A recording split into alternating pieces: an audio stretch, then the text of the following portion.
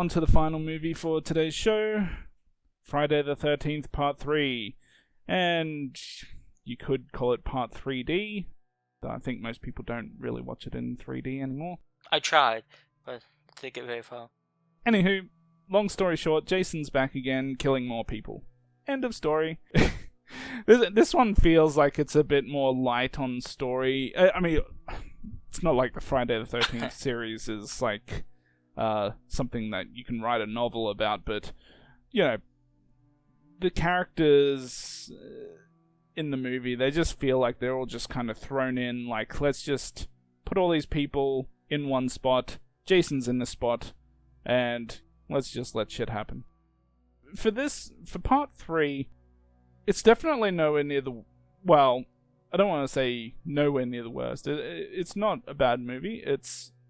But it's one of those movies that I personally have watched the least out of pretty much any other movie in the series, except for maybe Part 5. And that's not necessarily because I think it's the second worst movie in the series, because I don't. And in fact, I never watched the Friday the 13th movies in order, from like when I first watched them. I can't even remember which movie I saw first, but I might have seen, like, you know, Part 7 first, and then went to Part 4, then went to Part 8, then, you know, I just, whatever I could see that was available at the video store, I would just pick it up and watch it. So I never watched it, you know, 1, 2, 3, 4, 5, like that. And Part 3's one of those movies that I just kind of watched last out of the majority of these, so I guess that's the biggest reason why I haven't watched it as much as the others. I think the movie is okay. It's somewhat decent for a Friday the 13th movie. Obviously, Jason gets his iconic hockey mask in this one, and I think the second half of the movie is pretty good, because there's a lot of killing. We get to see Jason quite a lot more. My biggest issue with the original movie was all the first-person kills. I hate first-person kills, at least if that's what the majority of the movie is, and it kind of felt like focusing on that for the first half of the movie, then transitioning to the big chases towards the end. I think it's a decent movie, but it's certainly nowhere near one of my favorites in the series. Yeah, so people may or may not know, it's not like I'm some type of Friday the 13th apologist, but I generally give these movies pretty high ratings. And it used to be that I would say the first movie is the weakest of the first 4 movies, maybe even first 5, because I actually quite like the 5th movie too. But after seeing this one again, I have to admit this one doesn't quite hit out of the spots you would sort of hope. Now, I still think it's a pretty good movie, but I do think the first movie is probably better than this, and the second movie is definitely better than this, and I think it should go without saying the 4th movie is probably one of the best Friday the 13th movies.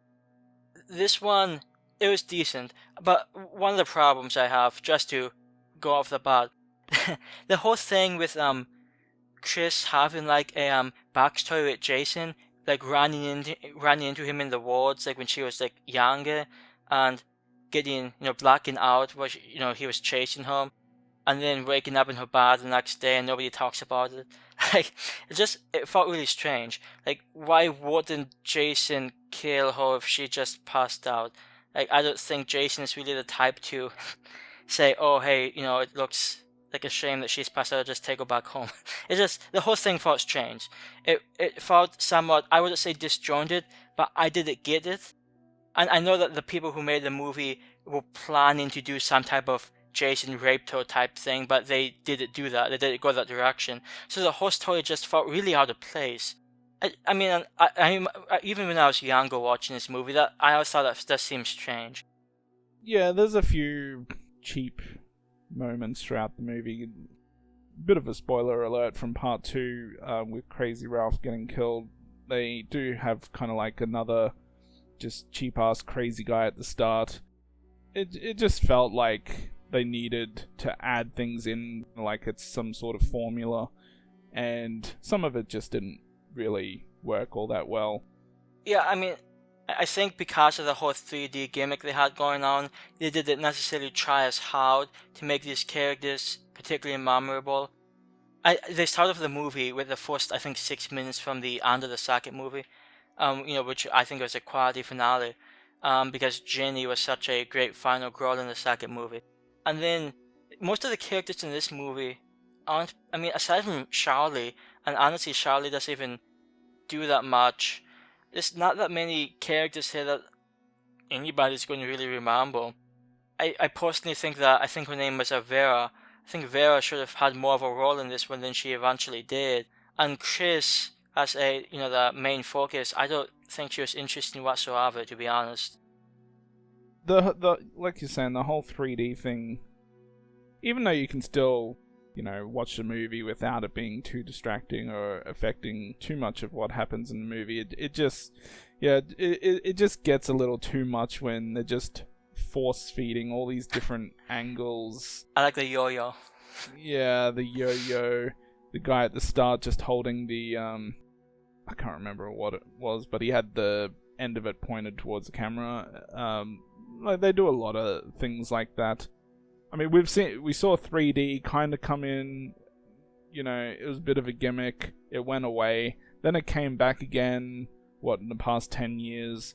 Once again, it's come and gone. It stayed around for a number of years, and then I don't really see any movies come out in 3D anymore. Previously, we were getting a whole bunch of things in 3D that really didn't even need to be in 3D, like the Fright Night remake. I went to see that in the theater, but I don't know if it played in 2D in any theaters. I'm guessing it did, but at my particular theater at the time, all they had were 3D screenings. That's the one and only movie I've seen in 3D at the theater. I mean, the movie itself wasn't that great, but I don't feel like the 3D added anything to it whatsoever. So, I've never been a huge fan of 3D movies, and I don't really get the appeal of people trying to watch this in 3D. Yeah, I think it's much more of a gimmick than anything else. Like, if you have a good story, some interesting characters, I don't think the 3D is going to make any difference anyway. Yeah. I do have a 3D television, so I know technically this isn't designed to work with modern 3D technology. It's more like the older technology with the glasses and things like that, but it barely works with those. Yeah. Though I do have an option on my TV which kind of makes anything you're watching in 3D. It's just obviously if it's not designed for 3D, the results are going to vary. But maybe it'd work okay with that. Anyways, moving on from the whole 3D thing. There is actually one thing I wanted to mention, which you may have noticed. So this movie takes place, I think, just a day after the second movie. And I actually, I double-checked this, but I'm pretty sure throughout the whole movie, Jason is never referenced by name once, which I thought was interesting. Most of the movies have some type of, campfire legend of Jason Voorhees, but that didn't happen in this movie, and I'm pretty sure Jason by name never actually comes up. Somewhat interesting tidbit for some people. The weird thing about this is that, I mean, I personally have never been a huge fan of the Friday the 13th theme music. It's not necessarily something I've ever enjoyed, because maybe it's just because I'm not a huge Friday the 13th fan, and to hear it, in every single movie, it just gets a bit tiring. But then you've also got this weird thing where they've added this super upbeat, funky type music to the start and end credits. Like, you might be able to head bop to it or whatever. It just kind of feels a little out of place to me. It still reminds me of, I don't know if last time you saw the fourth Nightmare on Elm Street movie, but that ends with this rap sound, and it just always seems sort of out of place. Yeah, it was just weird. Even though I didn't really care all that much for Dana Kimmel's character in the movie, I do enjoy her a little more in another slasher movie from around the same time, which was Sweet 16, which I do enjoy more than this movie. So it was kind of nice seeing her in the movie, but like you said, her character doesn't really offer much in the way of memorable story or anything like that. And really not many characters too. I think actually one of the more interesting ones was God, I forget the guy's name. I think Ali. He was the black motorcycle gang guy. And I don't know why a small town near Crystal Lake has a motorcycle gang, but hey, whatever. Well, they might have just been passing through.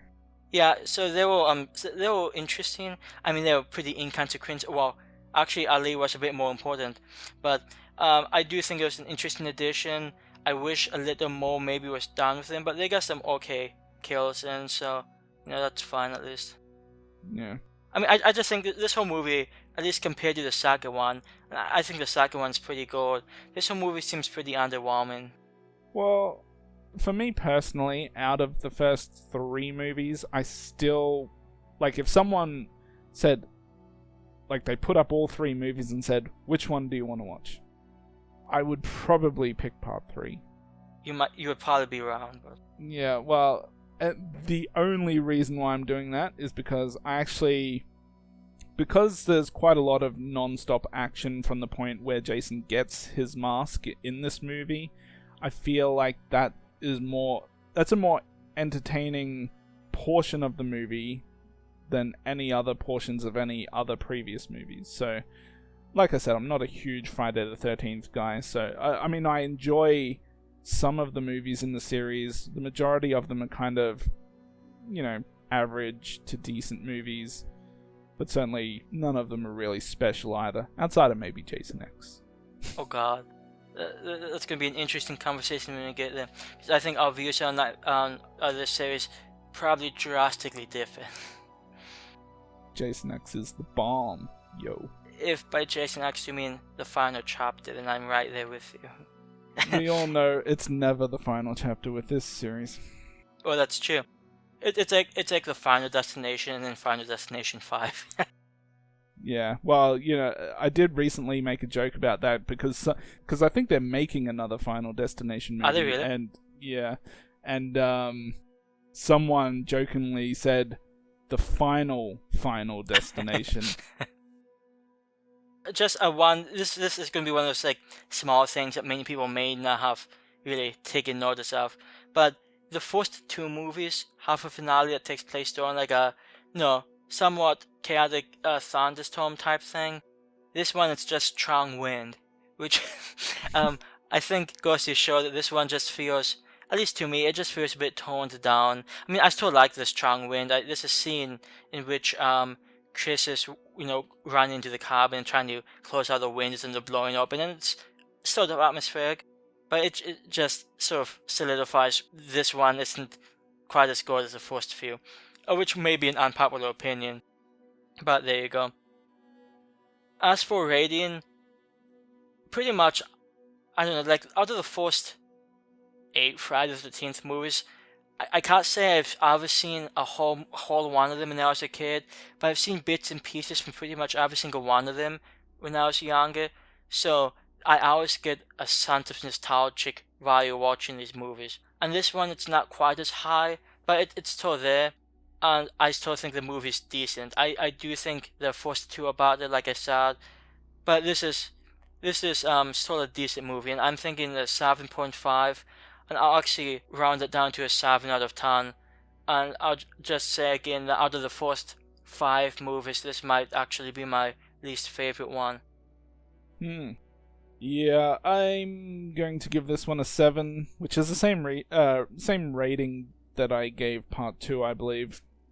So I feel they're very similar in terms of enjoyment for myself, and for anyone who hasn't seen the original Friday the 13th discussion that we had, I believe I gave that a 6 out of 10, mainly because of the first-person view type kills. No, it's not for me. Oh, it's you. Yeah. Oh, it's you. Ugh. Yeah. So I like that later on in this movie we see a lot more actual chasing with Jason. It's not just him going around first-person view killing everyone, or we kind of see him partially on screen trying to kill someone. We actually get to see him in full force, so. It's decent enough. I certainly enjoy part 4 more than any of the first 3 movies, so that's where the series really takes off, in my opinion.